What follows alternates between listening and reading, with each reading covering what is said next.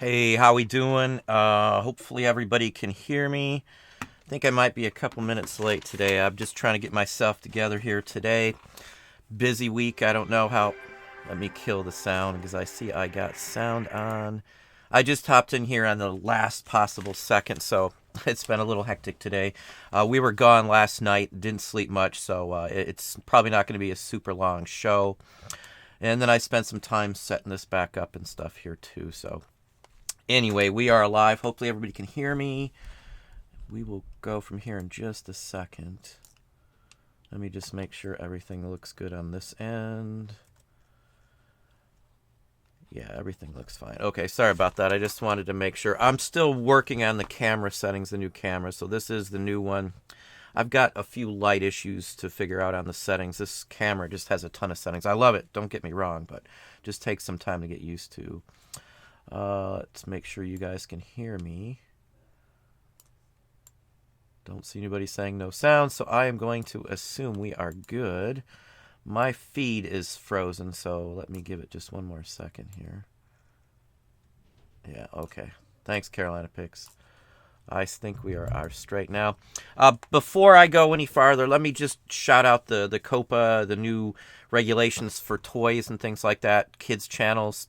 I'll probably not do any more toy stuff on YouTube for a while, unless it's like geared so obviously towards an adult because of the new law that's come out for gearing things towards kids. Even if you say it's not towards kids and your content's obviously not towards kids, they can still do something. If I put it on like Patreon or something, everybody's got to acknowledge who they are, at least in that aspect. So I can't get in trouble for posting content there if it's kid oriented. If you don't know what that is, just look it up. COPPA. It's a California law. I think there was actually Aaron's World or some kids channel on here was advertising towards kids and pushing toys and things as a marketing ploy in it, which is against the law apparently. And YouTube ended up shelling out a ton of money over this case. So end of the day for the case is that they're pretty much just gonna put this big thing on everybody else and leave it on them. So anyway, look it up. I'm not going to go into big detail on that here, but I'm just going to kind of steer away from that kind of stuff as much as I can. I know I don't really talk about a ton of it here, but just FYI, you'll see many other channels talking about. If you type that in here on YouTube, it's everywhere. You can't even go to your account and do anything with a video until you acknowledge what your videos are now. It's a big banner that sticks up on all of my pages for YouTube now. My page is dealing with the channel, not just regular pages. So if you don't have a channel, I don't think you probably even see that notice, I would gather. I don't really know on that. Okay, let's see what's going on here. Sales-wise, was one of the big things. Tomorrow's video is going to show you my sales yesterday. Literally, you'll see everything I sold yesterday on just the store I share with you, dollar for dollar on there. I've blocked out names and stuff and who it was sold to, but I just want people to see, what happens in fourth quarter. I'm not going to shout out what it is. You'll have to watch the video tomorrow. I'm not trying to do a zinger, but you'll see it tomorrow. It's already done, literally. I uploaded it because I wasn't sure if we were going to go live or I was going to go live tonight or not, too. We had a very, very bad and hectic week here since, last week. So I'm not going to get into that, but the point is there's been a lot going on, and my life's pretty busy right now, and I wasn't sure if I was going to go live, but we're here, so we'll go on from there. Videos for tomorrow, as I said, you got that video. Patreon, you've got the first of the store critiques, I guess you could call it, will be up tomorrow.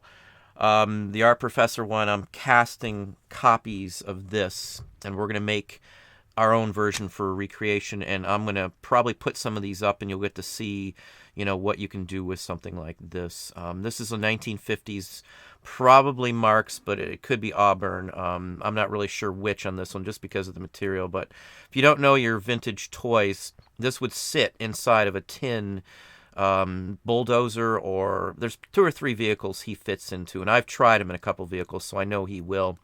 There's even a fire truck this guy will fit in, but he's obviously from a construction set. Something like this, an original one, I might get $50 or $60 for a dude like this. Believe it or not, look it up yourself on Terapeak, and you'll see exactly what I mean. the scarcer the type of vehicle it is. Construction vehicles were expensive, in the 40s and 50s, and for kids to buy or for the parents to get. So some of those aren't as many of them around. So some of these are worth more. Like if this was a fireman or something, everybody had a fire truck. I had a fire truck. I got a fire truck here right now. I got a Nylint, and I got a Tonka fire truck here right now too. It's a 1964 or 62 version with the bluish style windshield. I'm sure somebody knows exactly which one I'm talking about. Just like the car carriers, there's a dude that goes in the car carrier, the tin car carriers, and he's like one of the hardest ones. I've only had him 2 or 3 times. This guy I've had a couple of times. He comes in rubber. He comes in hard plastic as well too. And again, he's either Marks. This one's rubber, so he might be Auburn is the only other thing. Marks does have some of these rubber ones, and the molding does look like a Marks in all honesty. You can kind of tell they took a Ike jacket. For those of you who know what an Ike jacket is, it's in World War II military. Ike was famous for wearing them and making them popular, but they took that, it looks like, and then just added a helmet on a dude. So this is probably the same basic figure that was used in the military vehicles from Marks or Auburn or something. But enough on that. I won't go on about that. But that's going to be the video on the Art Professor's channel too. I'm going to be putting out videos here in December. I'll probably put a couple extra videos. I know the light's kind of funky here.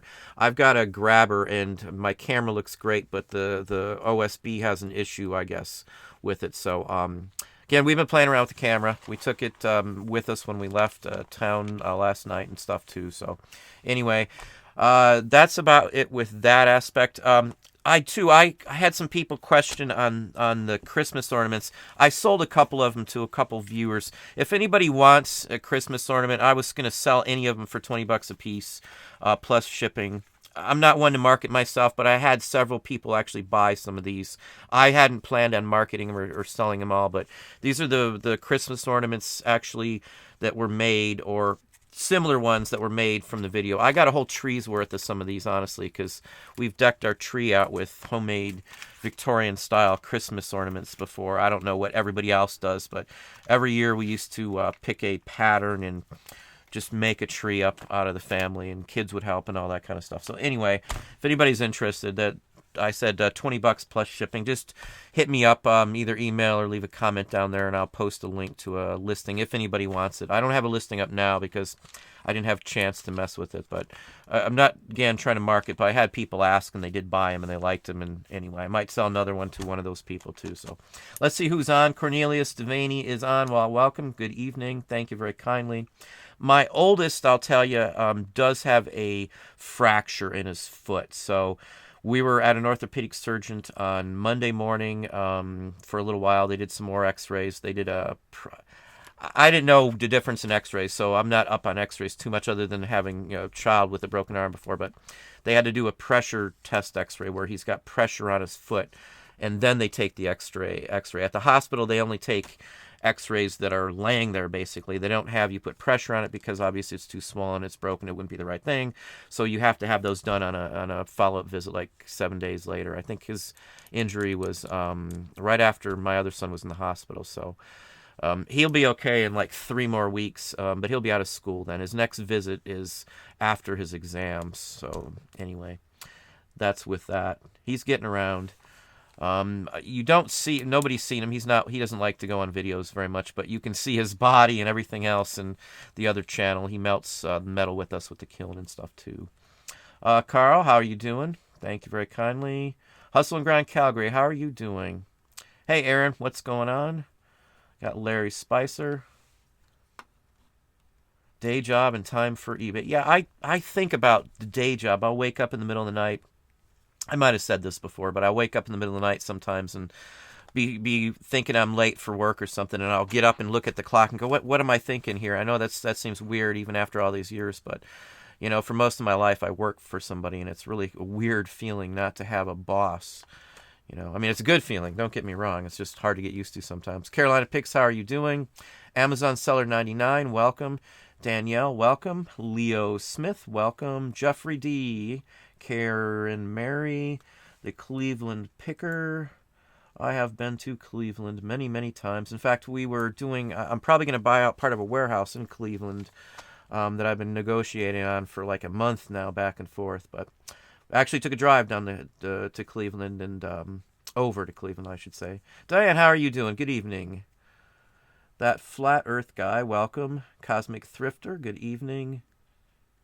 Well, thank you very kindly. Rose39M. Let me slide down here. Looks like another person from Canada. Welcome. I talked to quite a few people from Canada. I even, mess with the site occasionally, eBay and a few other things over in Canada. We are taking a trip there this coming up year with the family. Kernash Connection, welcome.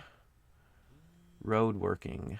Bob Hale, how are you doing? Duncan, there's Duncan. How are you doing in I guess warm and sunny Australia, or is that kind of not this time of year? Happy Friday, great sales on eBay. Yeah, the video going up tomorrow. Look at the sales just for yesterday on just this store.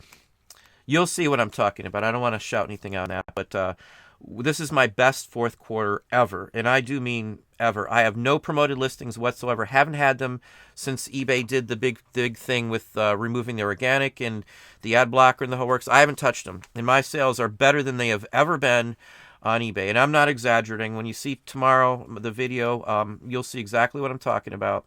No doubt that things are rocking, and we sell on many platforms. So if I add it all up, this week is monstrous. 5-digit all the way across. So I'll give you that one here, and those are weekly. So it's been rocking, and I'm really surprised. Just to pick what we sold yesterday took. Well, let's just say it took a very long time to pick, hours to pick and pack up stuff.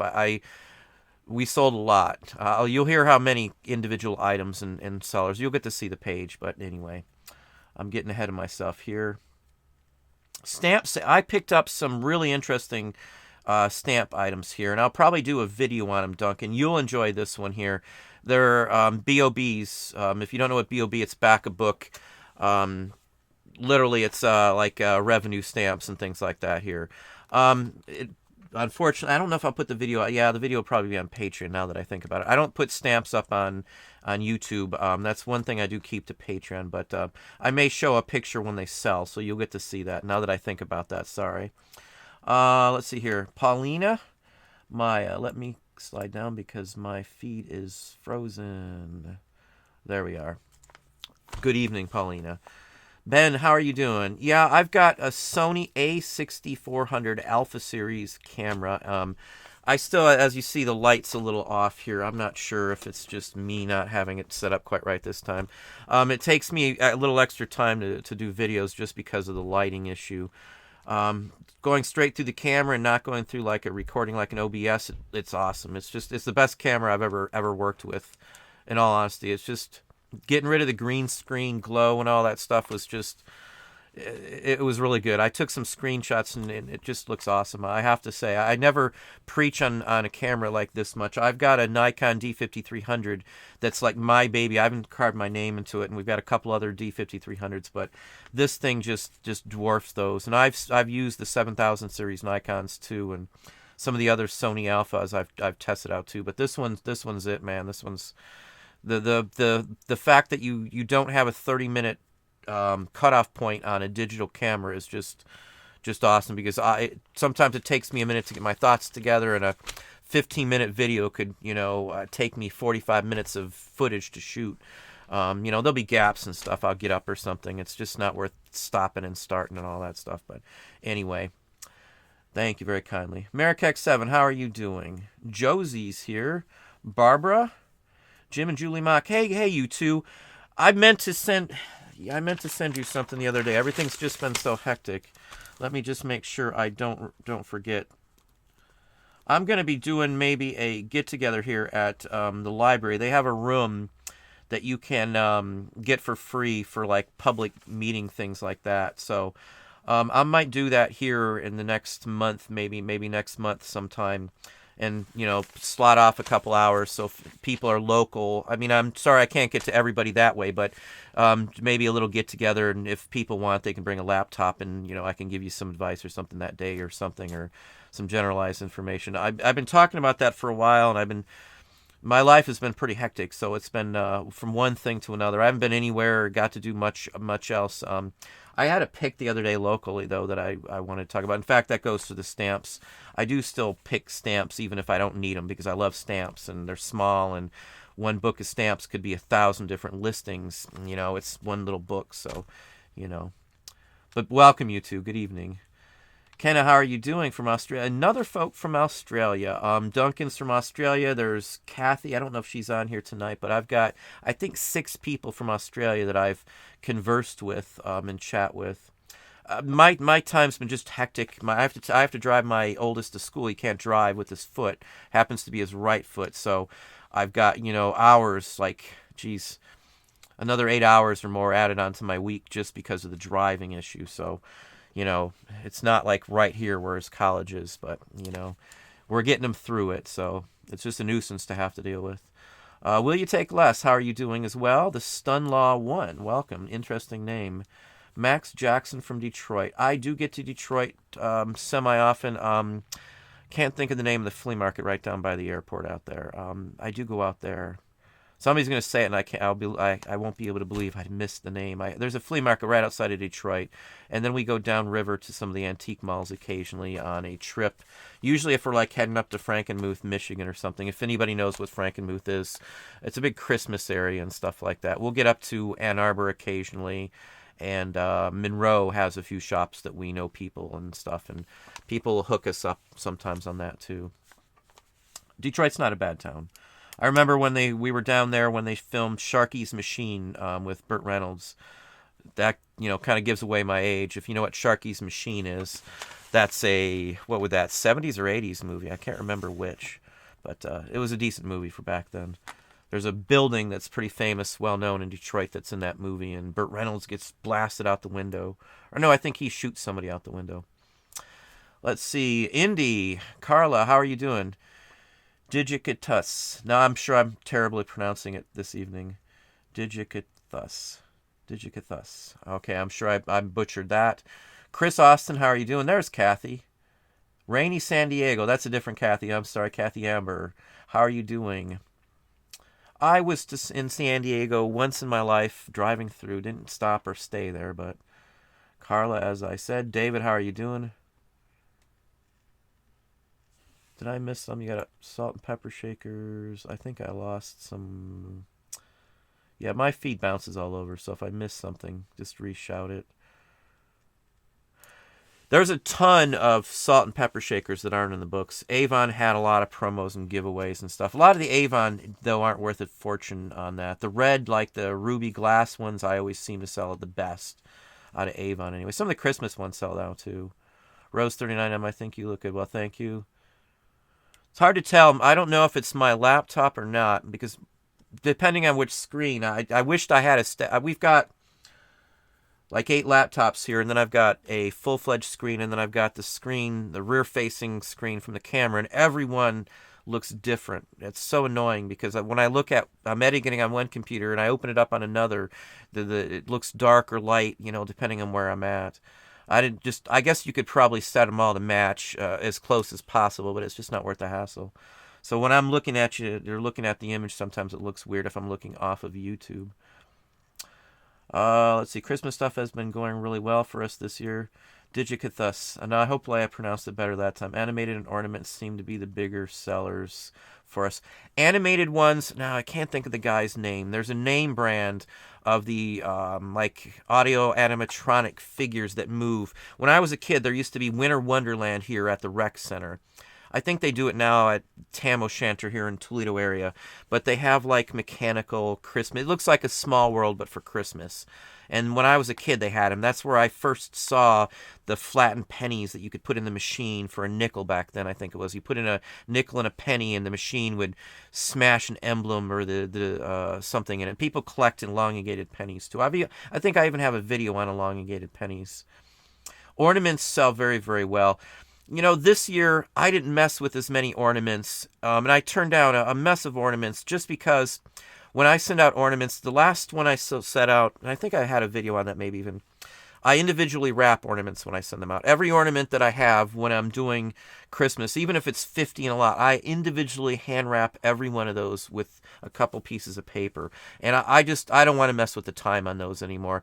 I only sell individual or like smaller lots, or if they're in the box and I can safely wrap the box together these days. I know it's money that I could have, but I'm not hurting for items to sell. And we've this niche with paper has just been going and going and going and going and going. We got some major hookups from some other businesses now that now buy like quantity and stuff from us, which has stepped up. We sell to some design houses for Hollywood these days, and it's it's been a routine thing with that. I sell to several universities constantly, graphics departments. I sell to a couple big companies who use some of the stuff we sell now to reprint and do whatever they do with them. I know people say, well, you could do that. Well, a lot of that stuff, the copyrights are dead and anybody can do it. So it's not like it's a secret anymore. Anybody who's into art and does stuff like I do or prints their own things knows, at least you should know, what is and isn't available for public domain. So I mess a lot with that. Just even with music, you can do CDs on records, off of records, believe it or not, depending on the age and where the domain stands on those. There's a date, and I'm not going to get into the whole long story about that, but we make money on stuff like that. And you can mass produce them. You can put your own picture label on the top. You can call it what you want. You can get custom made inserts for standard CDs now for almost nothing comparatively to what they were 5-10 years ago. So you can actually produce your own CDs at your own house with your own equipment, and it's not anything. Just like the postcards I do. We do many other things. I put my hand anywhere we can get it to get as much money in. It's more like building something so my kids won't have to worry as well. So you got to build it up, and we invest a lot of time and money into our business. I know I'm rambling. I'm sorry. It's been a long couple days here, and I may be a little bit out of it from lack of sleep and drive. I probably got drive lag or jet lag, I guess you could say. Love your comparison video, Carla, on the platforms. I got a nasty email on that one, and I got some nice comments, and I got some I don't mind anybody constructive or pointing out something that maybe I missed or that you saw it differently. That's fine, because I always like to have a different take on everything. But somebody was mad that I was doing comparisons against Amazon, and I know there was other folks that commented. So this is strictly towards somebody who was nasty on an email, and I just started to read the first 2 sentences and I deleted it. But the point was that I shouldn't compare it to Amazon. If you watch that video, the important aspect of that is that you have to compare eBay to Amazon to look at where the market trends have gone, because eBay used to be number one. Again, we're talking trends. We're not talking sales. I'm sure the sales would, coincide with the trending levels and stuff forth on it. But eBay was on top. Amazon was way down. And at one point when, things changed and Amazon shifted their gear and third party came on and all, and then eBay got a new CEO, they totally diverged in different directions. And that was the point on there.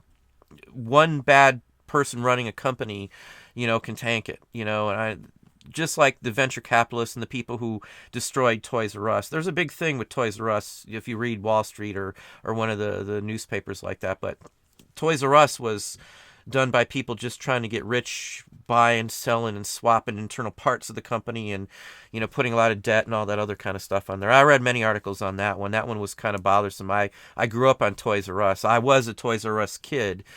Jeffrey used to come to the store when I was a child. The same store, the same place where the one closed down here when Toys R Us went under. So, anyway, you got to compare things from a longer perspective. If you saw again that video, and I don't want to dwell on the video, but the point of it is that if you looked at it from 12 months, you don't see anything. You look at it from 5 years, you start to see the picture. You back up to the 15-year time span of Google Trends, and you can see what's going on. Now, I do comparisons of just the smaller sites. I'll do Etsy, Poshmark, Bonanza. I think you can put 5 if I remember right.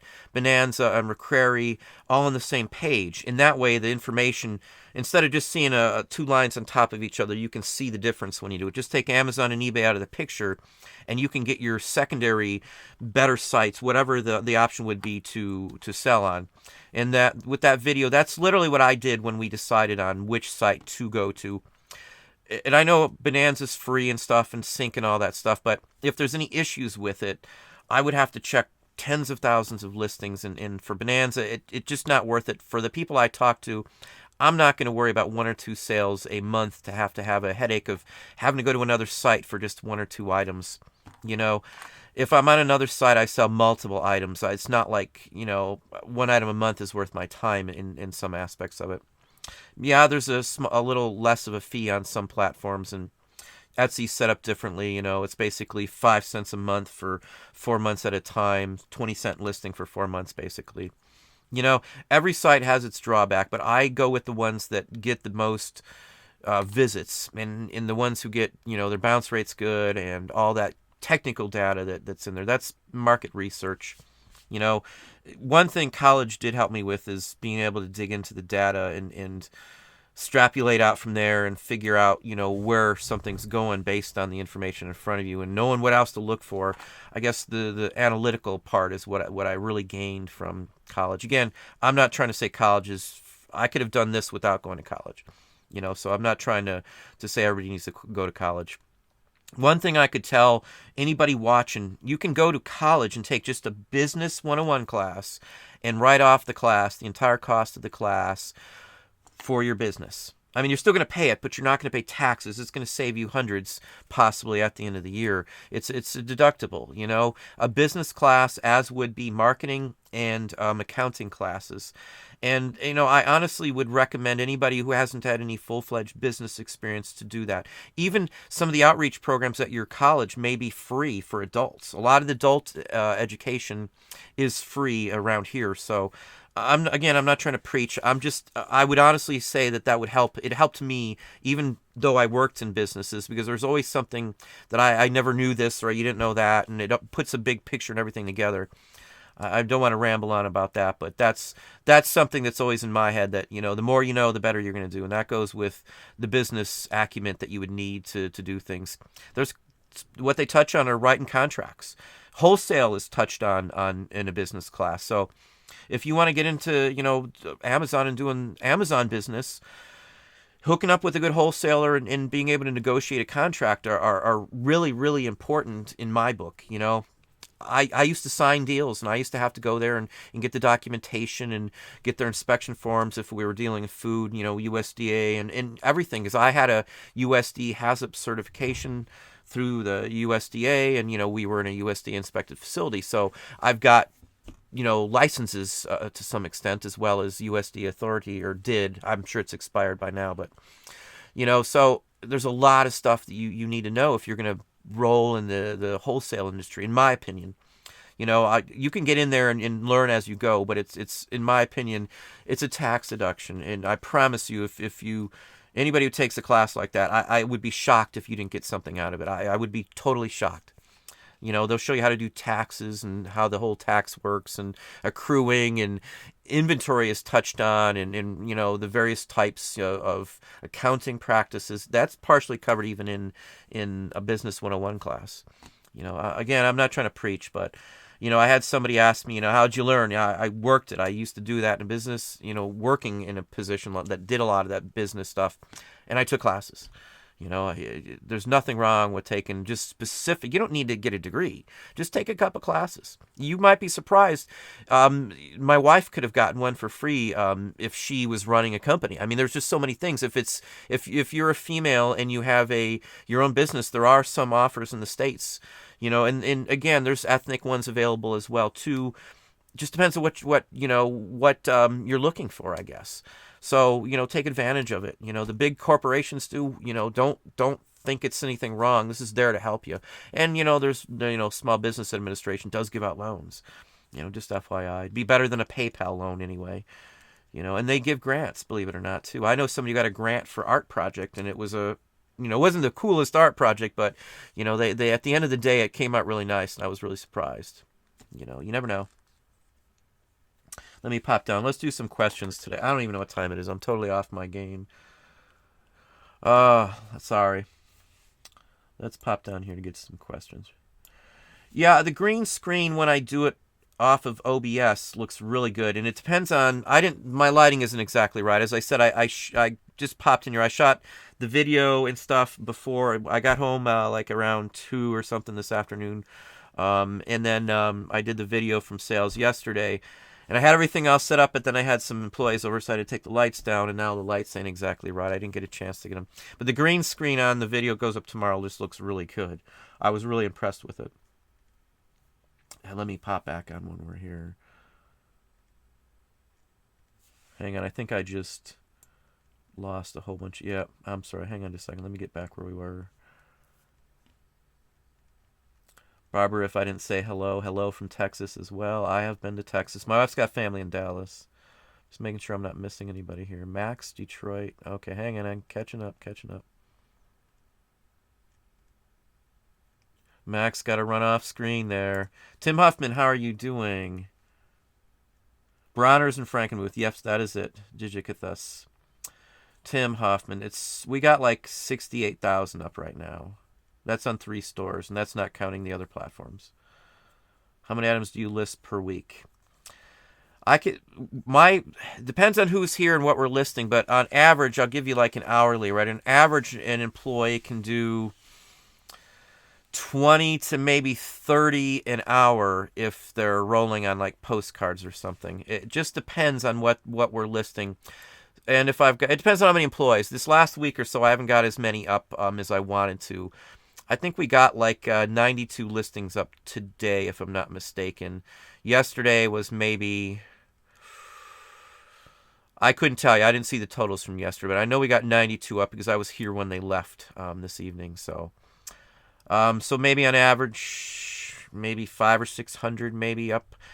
We sold a lot yesterday, so my totals go up and down all the time. I try to keep our amount of listings on this store at a certain level in the 25,000 range for this store. It just depends. Now, that's just listings. Some of them we have many of the same items. Well, thank you very kindly, Carolina Pix. I do appreciate that. Thank you very kindly. $5 super chat from Carolina Pix. Again, I do invest a lot of time. That camera alone sunk us back a little bit, so hopefully I get my money's worth out of it. Let me get this. My screen's locked up again. There we are. Sorry. Again, thank you very kindly, Carolina Pix. I learned so much today. Daria Van Helden, welcome. Good evening. I thought it said my last name on there, but I see a letter is different. I am from Germany and new to U.S. thrift stores. U.S. thrift stores can be good. They used to be awesome like 5 or 10 years ago. That's a shame. My family is from Damsdorf, it was called, back when they were there. And my great-great-grandfather was Burgermeister of that town. I've got like a document that shows that. I even have some of my family's birth books that have like 100 years plus of who was born here and how they're related, that my great-great-grandmother put together, that my grandmother passed on to my dad, and then I got it from my dad. But my name is very German, and I did take 4 years of German in high school as well, too. My grandmother spoke it around the house when I was young. Black Crystal Dice, how are you doing? Greetings as well. Bulk editing prices does, after I posted that video, there's quite a few people commented that they got sales readily. I get sales readily when I do that, and I do them in bulk, so I don't have much to worry about. I up them $1 and then I lower them $1 if I want to play with it. Now we did it randomly, and I felt like I was getting it, so then I did it for a certain length of time. And I wrote it all down and saw the differences we got. So I can say that there was a 20 to 30% minimum increase in sales. Now, the odds of that much constantly being increased by doing that are beyond luck. That's the whole point. a luck factor isn't going to be that high. It's like a toss of a coin. It's well higher than that at 30, 35. One of the times we did it, and it was different items, of course, but certain items seemed to give us a bigger return when we did it. One of them was like 42%. It wasn't a huge batch, so it's hard to judge that way, but if you bulk edit your prices, you don't have to sell similar, and you get similar results as opposed to going in one by one and sell similar. I don't have time to do that. I can edit in bulk in the hub 500 listings at a time. I can up all 500 listings by one single dollar 1 month, and then it's forcing eBay to recategorize those listings because a physical tied feature to that main frame of the listing has changed. It has to put you in a different spot. So it has to kill the information that was tied to it that held it to the old price, because it's not that price. It's not even tracking in the search results. You can lower it $5, you can lower it $10, and then up it $10 the next month if it's a higher dollar item. A dollar or two might not flip your ranking depending on what you're selling, so take that into consideration when you do that. But I've gotten dozens of people that told me that they got sales after no sales for a week or two, and got sales like within an hour of bulk editing a bunch of listings. You take it for what it's worth on yours, but I tested it. It did do something, and the logic and the technical aspect of it does hold water. I mean, I have an IT degree, so I'm not like spouting garbage. It's IT and network administration, and I also took database design and construction. So database is eBay. I pay attention to this stuff. I use SQL and the whole works. We set up our own database from a script, just from line code. It wasn't like anything, like typing stuff in. It was just literally lines to insert. So, it all holds water in my book, technically speaking, as well as proof is in the pudding kind of speaking on that. Bulk editing does seem to increase my sales. Point blank. I'm not saying sell similar wouldn't. It would kill your other aspects. That will kill your off-platform pull-ins that you get off-platform. You wouldn't rank on Google. But if you just alter a price or something, it forces it to be recategorized on eBay, which then carries on over from what I personally see. And again, if you go back to the video with the comparisons, look at every platform that you sell on. 30% of all of the stuff comes from another country, as well as probably from a Google search. Now you can look at other sites and determine how much of traffic being pulled in is from off-platform. Off-platform meaning that somebody initially searched for a certain item on Google Chrome or Firefox or Mozilla, whatever they're using, and from there they found an eBay listing that they clicked on. So that's a key thing there. And the bounce rate is the other key thing I always, as I said earlier, I look into on stuff like that too. Bounce rate means they only look at that one listing and then bounce off the platform. You want sites that have a real low bounce rate to be viable. Poshmark's bounce rate was like half, like 50%, which isn't great, but again, it's a niche, so you can look the other way on something like if it's a niche, like a hip platform or something like that. Let me hop on down here. Stressful struggle. Shouldn't be stressful. If you're stressful, you got to figure a way to get past that. Hello, my hustle in ninjas. Welcome. Yeah, hit the like button if you haven't. I always forget to do that. Somebody usually tells me or calls it out. Thanks, Carolina Picks. I appreciate that. Got 130 some odd people on, and we've only got about 45 likes. Again, nobody has to like the video, but anyway, let's pop on down here. Every time I watch your videos, I learn something new. Thanks. Well, thank you very kindly as well. 1L Michelle. Did your name used to be something else? Michelle with 1L, wasn't that what it was? If I'm not mistaken. It looks different. Maybe it's just me and lack of sleep. Steve, how are you doing? Any advice about beer labels? I scored a bunch. It depends on the age. We've sold, and I've shown them. You can go back and look through my what sold videos. I love the Victorian pre-1920. The ones with the warning on them are the ones that I like. Like 19. I can't think what it says. IIRCP or something like that on it. IRRC or something. My brain's dead again today. But the earlier ones are the best. Price guide wise. Some labels, you almost need a price guide or a site to track down the prices. But beer labels, there's like 50 different guides. There's like one for almost every state on the in the union here, which is a nuisance. Just Terapeak them. It might even almost be worth it getting, if you got thousands of them, it might be worth almost getting Worth Point to try and track down a little more information. You know, Terapeak's fairly good. Oh, a hint. I go directly to Terapeak. I don't use eBay's Terapeak built-in because you can't search by category and narrow down your searches on eBay. I don't know why they wouldn't put that in there, except that they are trying to force you to go in and pay for the difference.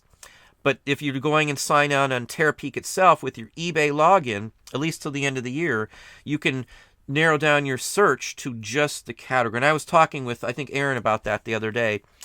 If you log in with any other thing other than your eBay, it won't let you do it. But I still use the Terapeak platform, or I did as of a couple days ago. So if they change it, it's something brand new. Vintage paper always sells. There is no season slowdown. That is 100% correct, Duncan, on that one. I fully agree with you.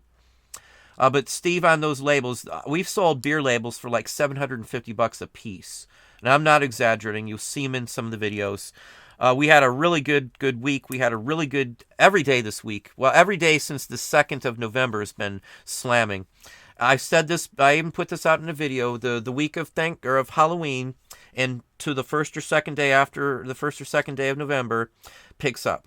And everybody spends extra money. They're not looking to spend extra money on buying stuff. They're buying candy and costumes and going to parties. So people don't shop as much for stuff like that I sell anyway. So I wasn't worried at all about, a lag in sales. And we were still up a little bit. So this month, whomped anything I could possibly imagine. So I don't really care what happens for the rest of the month. I'm in gravy right now on sales. So I know there's people that are still struggling, but I've gotten more and more people tell me that it's finally picking up and stuff. There's things you can do, and I've talked about in them some videos. Patreons, I just put out that video too for you guys that covered, the 3 key things on some of that you need to look for. But Max, Toys R Us. Yes, I remember Toys R Us. I met Darth Vader, the supposed Darth Vader, in quotes, at a movie theater. Star Wars played in a movie theater around here. I think within the first year it was out. I saw Star Wars when it first came out like 6 times, including sneaking down when I wasn't old enough to do it, basically, with my brother and seeing it without my parents even knowing. But Darth Vader appeared, and I have his Darth Vader sign. David Prowse I would have rather had. We used to send away to the Star Wars fan club, and I do have a few original fan club. I got a Mark Hamill. I do have a David Prowse, and I've got one other one, and I can't remember what it is. It's one of the minor ones. Maybe his name's Anthony Baker, the R2-D2 character. I think that's who it was. I've had these since I was like 7 or 8. And they're real. I took them somewhere and had them looked at once before, like 10 years ago. Let me slap down here. Larry is talking here. I agree, Duncan. Selling Imperium since 1976, and our biggest shoe was always Paper Mania in January, Hartford, Connecticut. Paper shoes, huh? Anthony Thomas. Yeah, I was just talking about that in the very beginning about the COPPA issue. I won't do many toy videos on here anymore at all, just so no one could say that they were geared towards kids at all, because it's a $42,000 fine. And even if you mark your channel as not being for kids, the FCC could come in and say, hey, you're marketing towards kids. I don't know what kind of commercials they put on when you're getting the ads and stuff. I have no idea. We have the YouTube, Red. We've got a family package, so I don't see commercials on YouTube ever.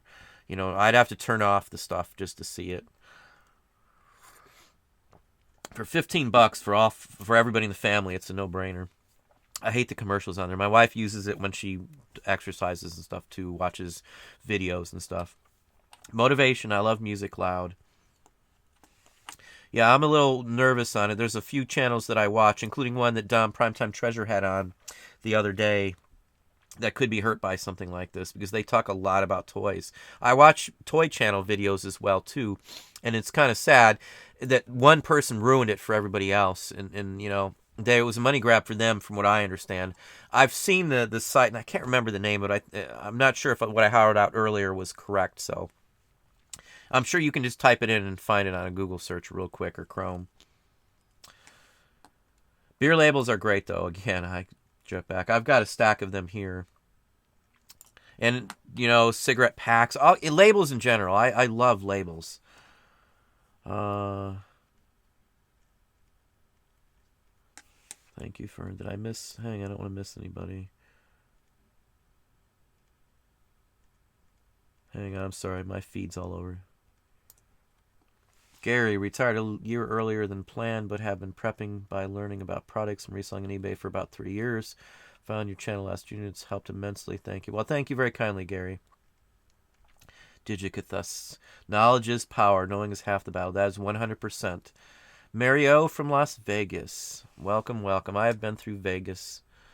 We were on part of the Route 66 once before, even. Have you been using the option to send offers to watchers? If so, what percentage do you usually discount? I'm terrible on doing any of that extra stuff, in all honesty. I know I should, but my sales, I don't have an issue with sales.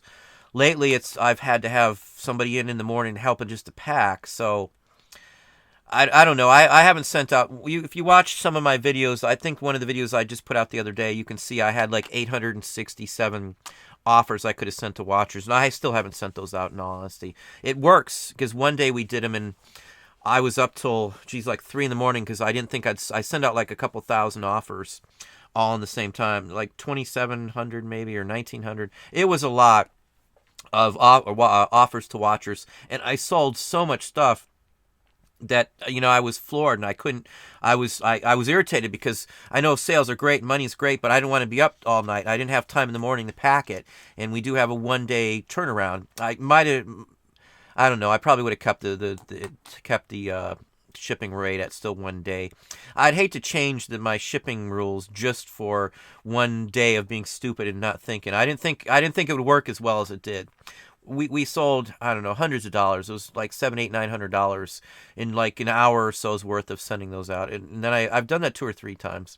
One day I'll just do it out of nowhere and end up sending a whole bunch out, and we'll see what happens. Picked up about, hang on, Gary again. Thanks again, Carolina Picks, for the super chat. Gary, picked up about 1,000 pieces of sheet music last July, very dry and dusty. I don't really clean them much at all, paper-wise. If the dust is on the top, just wipe them down with the soft... what really works are those static sheets from I can't think of the name of the mop. Wife's got one of those, too. It's a mop, and they're like a sheet you put on them. It's like an anti-static thing. That's about all I would mess. Don't dampen anything like that. I usually don't clean most unless it's just literally dust on the top. And then you could just take them outside and blow them off. I'll just take the air compressor out sometimes on some old stuff too. I sell them dirty, ripped, split down the center, pieces missing. I sell sheet music like that all the time. I don't even really worry too much if they're mint, because a lot of that stuff, the old sheet music, they just don't make it anymore. So if somebody wants the sheet music of a certain thing, the only way to get it is to get a vintage one.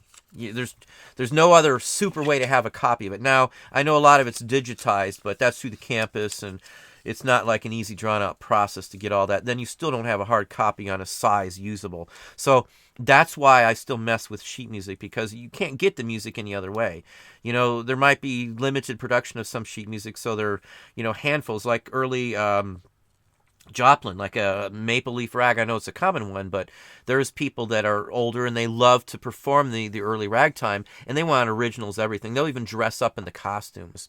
When I worked at Disney, they had the Main Street Band and stuff, and they would wear the older uniforms, and then there was the blues band over there too, and the jazz band that would walk around. And we knew them, I knew them by name. We've been out to Pleasure Island back in the day and drank with some of them, and, went to the Adventurers Club and the 70s Club there and stuff like that too. So I got along with people. Those are the kind of people, artsy people, we always got along with very well. So, anyway. Let's see here. Huntington Beach. I have been in that area, but not to Huntington itself. Danielle, good evening. Well, thank you, 1L Michelle. Penny Day, how are you doing, Penny? Thank you again, Danielle. Stephanie. Well, thank you very kindly. Happy holidays to you as well. Tim Huffman, let's see what he's got. You should be educated doing this job. eBay, it's a job. Reselling is a job. The more you know, the easier it is. The more you know, the easier it is. I can tell you 100% that is 100% correct. Now, people say, you know this, you know that.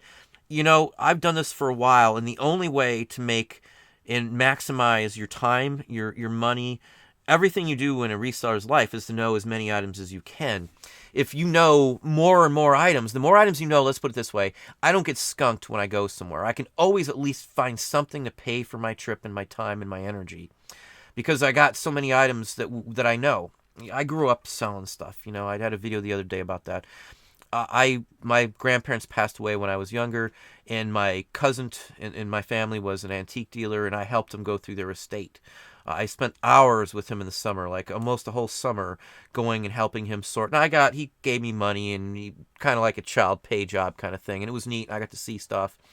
Family had first dibs on anything, so it wasn't like he was just coming in there and taking anything. And he ran an antique store around here until he passed away, for quite some many years, in fact. So. I've had early experience. Used to go to garage sales with my mom every single Wednesday of my life when school was out. Every single Wednesday. She didn't have a babysitter. My parents didn't have a lot of money at one time, and you know that's how life goes. So I've always had hand-me-downs and seconds and stuff like that. I don't care if something's brand new, so to speak, either, and I'm not one to go buy flashy stuff. I buy new clothing and all. Don't get me wrong. Some brands I like better than others and stuff. I wear a lot of Hollister. It's local. They're always polite at the store, and the prices are okay. They fit right. I'm not trying to be a promoter. I don't get nothing from those people at all. The shirts are okay. Beats the American Eagle, at least the staff around here. So anyway, I'm not one on clothing brands. I like Levi's, and I know they're not in comparatively, but if I still wear Hollister and everything else, I don't worry about fancy clothes or fancy cars. I'd rather worry about investing it back into my business or sitting in the bank earning interest or investing it somewhere. That's what I do with it. I don't need a fancy. We could go out and buy a brand new car anytime I want. I don't do it. I even buy secondhand everything. I don't. We recycle, we reuse.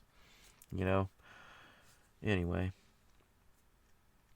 Let me see here. Carolina picks. I would way more on your Bolo channel and Patreon than any money I could spend on books doing research. Well, thank you very kindly for the call up there, Carolina.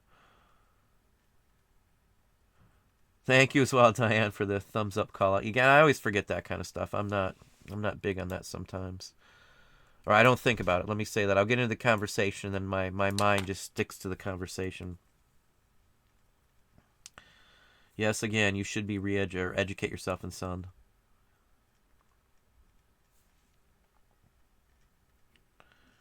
There's nothing wrong with scanning if you're talking about like scanning, and RA and stuff like that. I do RA. We've made some good money on RA trips, let me tell you. Wholesale is the easier route, in all honesty, if you can get hooked up and know what you're doing in wholesale. It's the reason I say a business class would be helpful. If you don't know how to get into wholesale on your own, if you should take a class. Let's just put it that way. A business class from a college would be giving you the best information. It goes into tax codes sometimes, and there's a lot to it.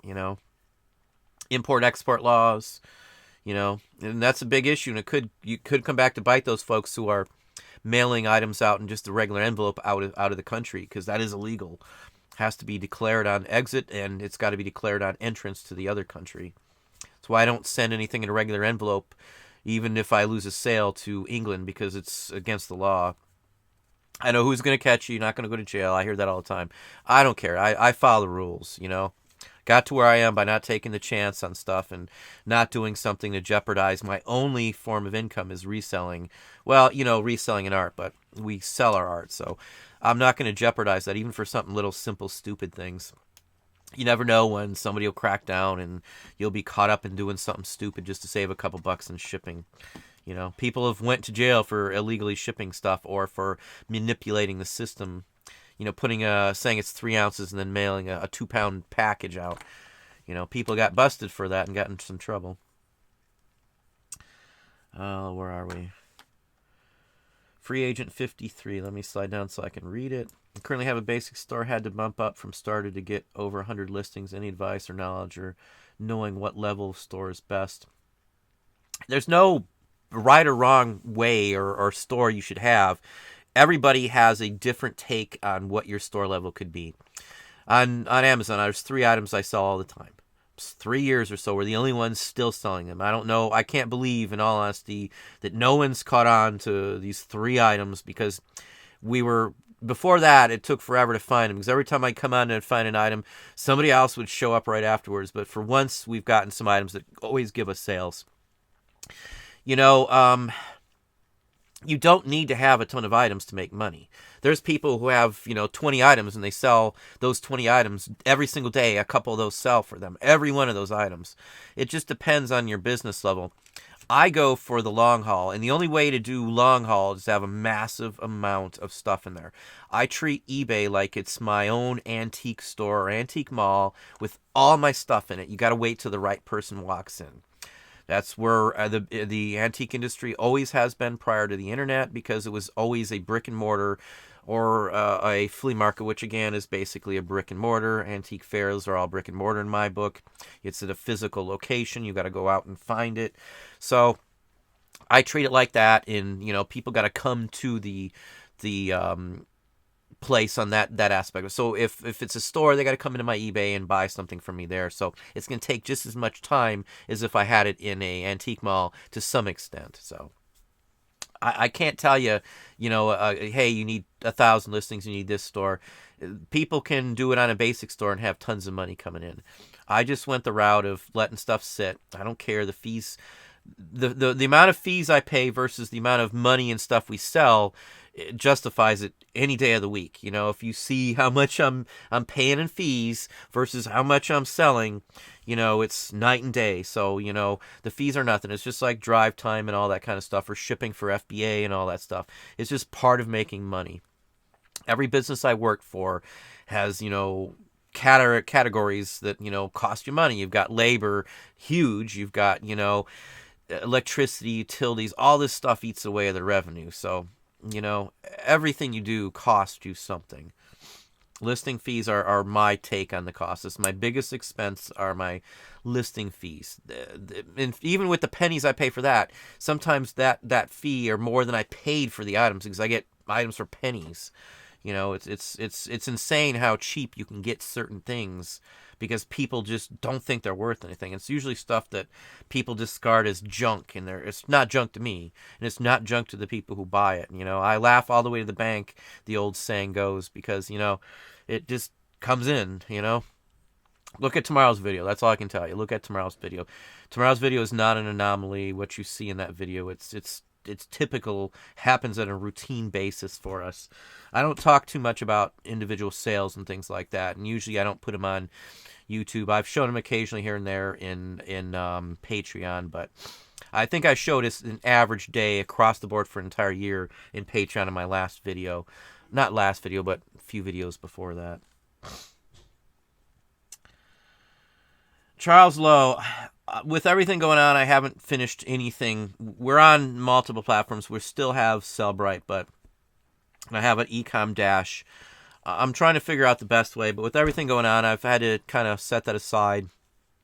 We've had our sales are going there, and I wanted this all done ahead of October. I had to push it back. I've pushed off massive uploading across platforms like 3 times now, and that's aggravating to me, because I just wanted it done. Shopify, I may just pay and have it done through them. It's going to be like $900 to have, I think was their quote, to have all my listings imported into Shopify without any issues. I don't know. Hopefully it's worth it. That's a one-time thing, and I don't have to pay for service. Shopify has like a store. If you don't know Shopify, let's talk about Shopify for a minute, because Shopify is good. Don't get me wrong. I know people who that's all they do is a Shopify. Tenacious Toys, he's been on the show before. Tenacious Toys does Shopify, and it's a regular full-fledged platform that he makes his money on between this and the shows. Enough to live on, so Shopify is decent. It doesn't look any different. You'll never know it's a Shopify. I was surprised it was a Shopify. So how Shopify works is they have a store, and if there's a feature you want, or import this, or a feature to do that, you have to buy it, and it adds to the cost of your Shopify store. It goes into your account, basically. One of the options is to import from different platforms into Shopify. So it's just like any of the other third-party apps. Shopify gives you a store, plus it helps you use channels to promote your listings from Shopify to eBay to Amazon to Etsy or wherever you want to click it to. Each one of those will cost you a set fee to import your listings from. If you're going to import, like, let's say I've got different listings on Etsy, different listings on eBay, I'd have to pay for both of those sites. I'd import them into Shopify, and then from my Shopify store, I would promote them out from there. So that means that the initial listings that I use to bring them into Shopify would have to be deleted and disappear. And then I would rebroadcast them out from Shopify. And that's the same basic principle with Sellbrite. You import them into Sellbrite. You basically have to kill them on the platform you imported them from, and then you broadcast them out from Sellbrite. It's the only way that it'll auto-sync from platform to platform. Now, all this is stuff you're not going to know because they don't tell you any of this until you're in there. I found the information, and I knew that was kind of how it worked from YouTube videos and from the platforms, and some from review pages is what I would say. So, I just didn't think it would be as tedious as it is. It's been slow. Shopify may be the easier thing, and just pay and be done with it. I hate to say it. I was trying to look at money, cost, and stuff, and maybe Shopify is the right answer. I don't know. I'm still drawn on that one here right now. Everyone has their drawbacks, I have to say. And Sellbrite's one of the easier ones to use, and it's still complicated and took some time. It's a lot of watching stuff and reading up on stuff to get it all to sync. It's not as user-friendly as even eBay, Amazon, or anything else. It's going to take you some time. I'm telling you right now. Excuse me. I'm just going to be on for a few more minutes, so I'm sorry. I don't want to cut everybody off, but let me see if we can get to some more questions. Discovered your channel a few months ago, and it's the best I've seen. Well, thank you very kindly. Casey Class. Always 1L Michelle. I'm sorry. It just seems like I thought I saw it. Maybe there's somebody else with a similar name. Sorry. Danielle, after watching one of your videos, found the egg holder, sold it a week later for $22. Well, glad to hear. You're probably talking about, you're talking about the egg cup, or you're talking about the deviled egg plates. Either one of those we sell. In fact, I had an egg plate here that I just got, and I think it's already sold, honestly. Those don't stick in the house very often. Especially this season, egg plates go extremely fast because people use deviled eggs for Christmas and Thanksgiving. My family always makes deviled eggs for Thanksgiving and Christmas and New Year's even. So that whole season through there. So the deviled egg plates always sell for Christmas time for us. I don't care what's on them. The rooster ones are gone like almost as soon as I put those up, in all honesty. And I don't mess with much pottery in China, as you guys know, but those always go. So I'll buy stuff that I know I'll have gone in the first week because I chip things. I came back today and I set something down, and a thing fell and broke like 6 records. I lost like $260 and 78 today. They weren't listed, but it's just the principle. I got like $3 into them, so it's not like a money thing, but I could have made a couple $100. And I like selling records. I love the old 78, so it was disappointing.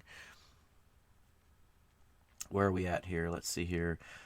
I only scan you out as most of the time older items. I know the value. Yep, I don't look much up for comps. So I'm pretty good on being out in public without having to look up almost anything anymore.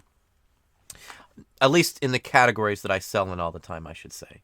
I don't look up postcards. Or paper for the most part at all. I know enough if it's good price, bad price. I've been doing this for too long.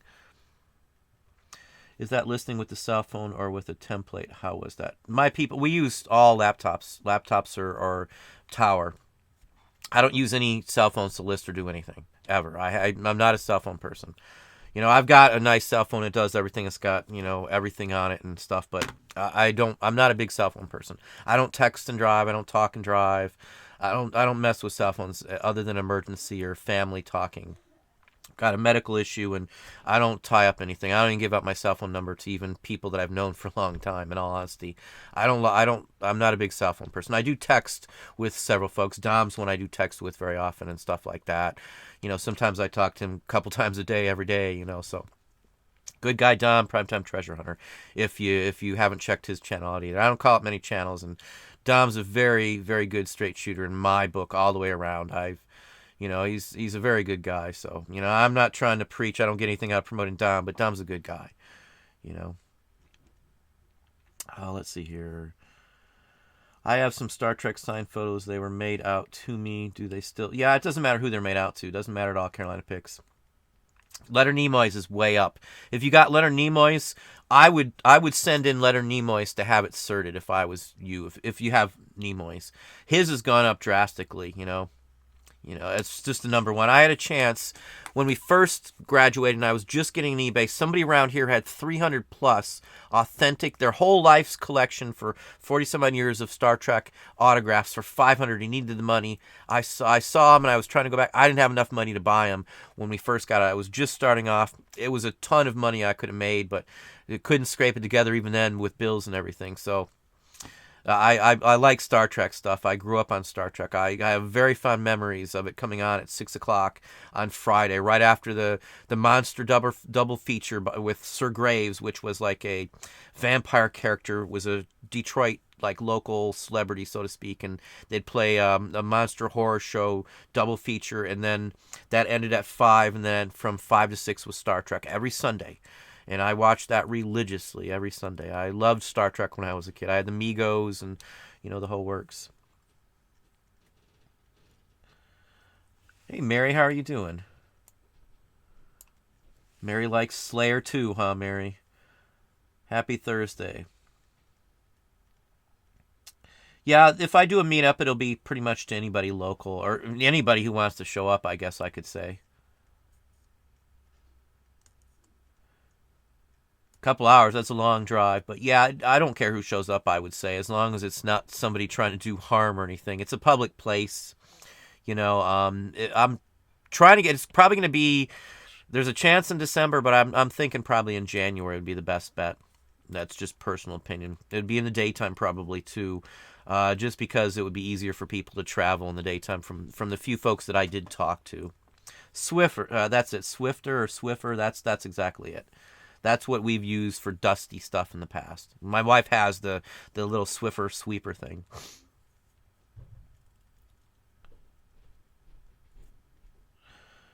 Well, let's see here. The poster, 1L, Michelle.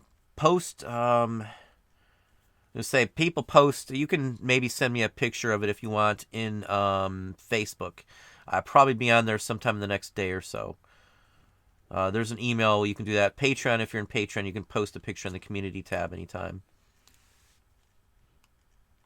Hang on here, let's get just a few more questions. My feed just disappeared. Hang on, let me see where we're at. Sorry, my feed's terrible. It'll lock up and won't do anything, and then when I go to touch it, it just bounces all over.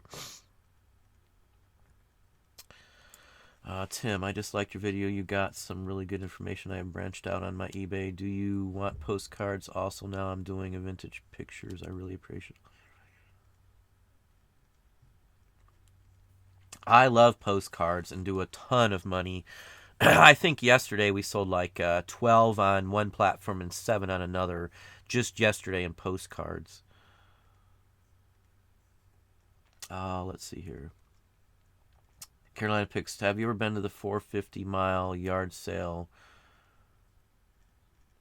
I have not been to that one. They have one down in Mississippi when we were there. I don't remember what it was called, but it ran through Meridian into Alabama and stuff. I've been on a couple of those things. I don't source like most normal people do. That's why you don't see a lot of like garage sale videos and stuff like that. I don't need to do that anymore.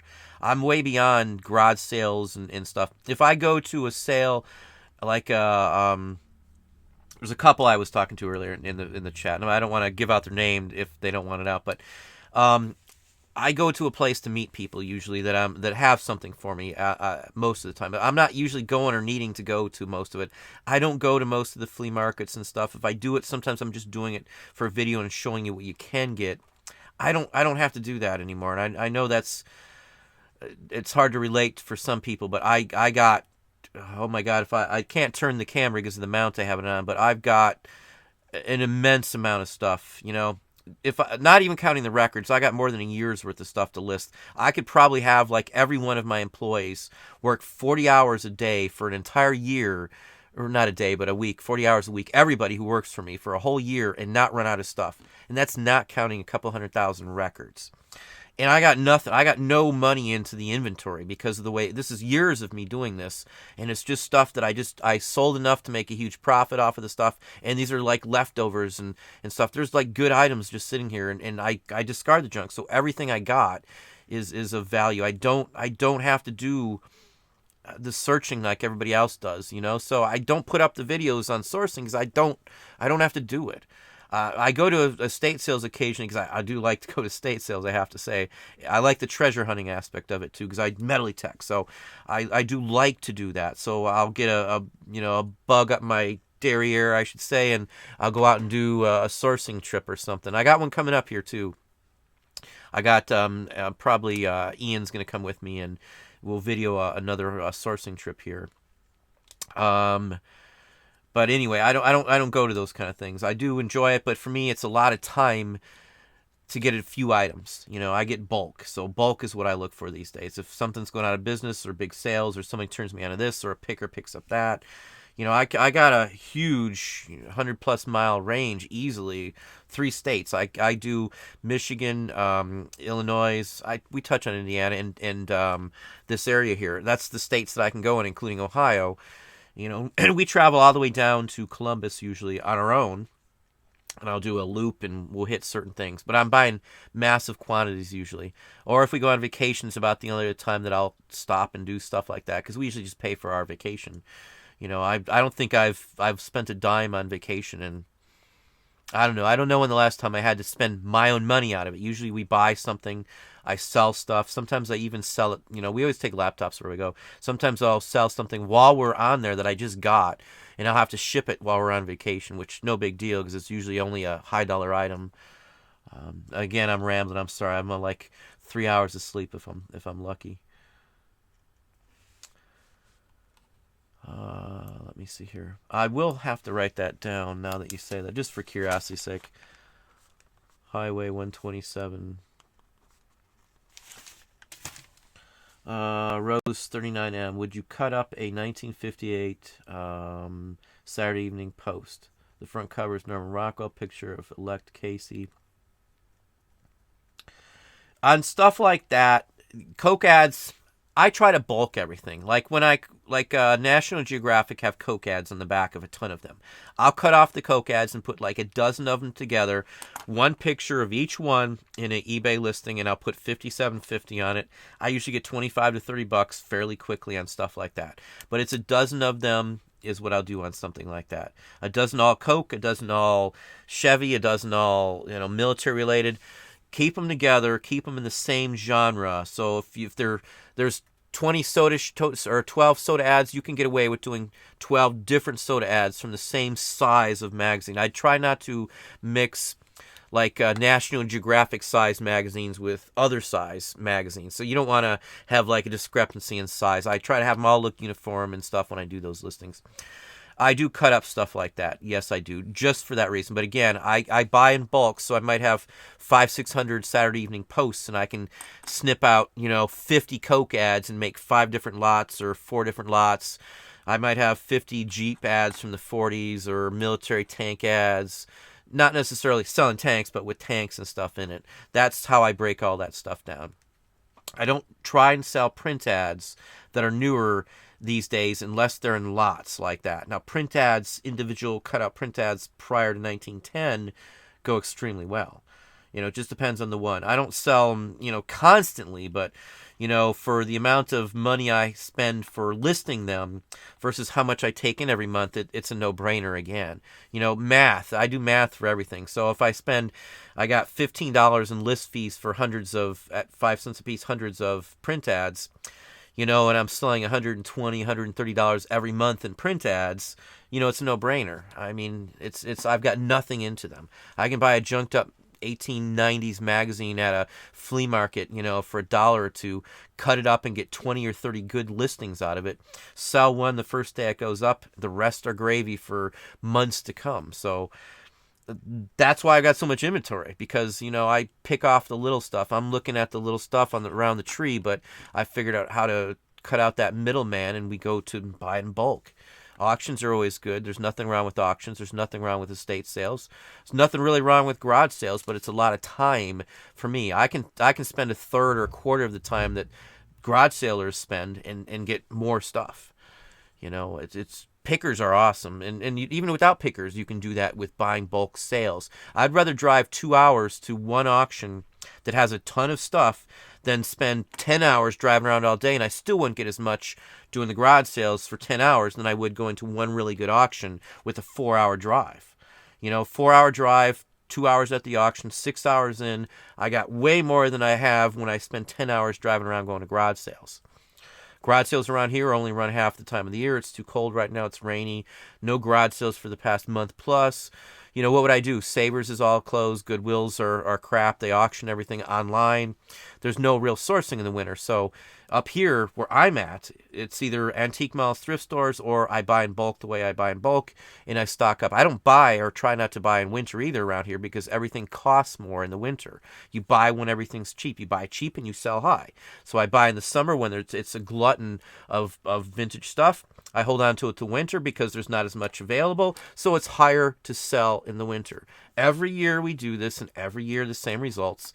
This year, as I said, this is my best fourth quarter already, hands down. I don't see any way that I'm not going to break all-time records here for this month and next month, probably January, February, and March, just like always as well, too. I'm not trying to brag.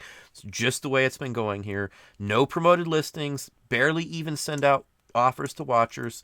Barely run any promoted sales and markdown that I don't have to give eBay a percentage of either. I did run a third of this store not too long ago, and I do believe it's all off. Haven't done anything. So yesterday was a pure straight, no promoted anything, no promotions, no marketing, no watches to offer. And yesterday's sales you will see tomorrow. And that's a typical thing. What you're going to see tomorrow is what I get a couple times a month, every single month in fourth quarter. I'll tell you why in the video. You'll get some insider information on that too. I'm gonna have to cut it short because I'm just totally drained. It's hours in the car, and we hit traffic at lunchtime, and anyway, no sleep yesterday. My son had a visit at U of M medical. So anyway, I don't want to get into that because it wasn't what we. Anyway, I'm just going to drop that. I'm not going to talk about that. But anyway, we're going to let it go for that. If I didn't get to your question, I am putting together videos that will answer questions from YouTube. I'll do one every couple weeks, maybe 2 a month, and I'll just pick random ones. In fact, employees are going to be picking them. Just questions underneath my videos. So if you got a question that you're dying to have an answer to it, I'm going to be answering them randomly throughout this stuff. Again, I'm no favoritism. I'll try to make sure that it's not the same persons if they happen to have comments on several of them. But you got to leave a comment to get the question answered. In Patreon, I always do questions if people ask. I do videos just on that, and I also do a video if you post a picture or something on how I price it. I show you step by step where I find it and how I come up with the prices. So if somebody's got a question on something, I might throw a few of those in there for you from YouTube questions as well. I get asked, and I know, and I'm only doing this because I know I'm long-winded and I don't get a chance to answer all the questions on the live feed. So this way I'll give some folks some other chances, and I will try to hit the live feed questions as well, at least highlight those, just because I know I don't get to all the questions. I don't bounce around like other channels do. I try to go top to bottom as they come in as best I can, and I'm sorry that I'm long-winded, but I try to think of all little aspects of your question when I answer it. I don't just want to throw out some uneducated answer, which I see a lot of in stuff. I've researched and spent all of my life for the last almost 10 years just doing this. And I've been on eBay since eBay was called eBay. Again, people are going to say I'm bragging, but it's just the facts. I was on Yahoo Auctions before that. So I know eBay like the back of my hand. I'm not saying I know it better than anybody else, but I don't think there's anything on eBay that I don't really know, just because through these years, I've touched every aspect of eBay, and through the changes and glitches and everything. But we're going to let it go. Again, if you want some questions answered, that's how to get them answered. I've got Instagram. I know I'm behind on all that. I kind of took priority to YouTube, and Patreon has #1 priority. I don't get to Facebook very much, unfortunately. I do apologize for that. My time is eaten up with kids and life and my businesses that we got going here. But come winter, I'll have a little more time, so we're going to get on to more Instagram stuff. I might even do a live Facebook group video or something like that too. So anyway, I do appreciate everybody coming on tonight. Thank you very kindly for the support. And again, leave some questions down below if you want your questions answered. I will get to some of them. I'll do a 20 or 30 minute, probably get to answer maybe 8-10 questions each time I do that as well. So thank you very kindly for coming on. Hopefully you're all having a good week. Watch the video tomorrow. You want to see where my sales are going. True, legit. You'll see standard routine stuff that we do sales wise and volume. Volume is tomorrow's video. You'll be surprised. Thank you.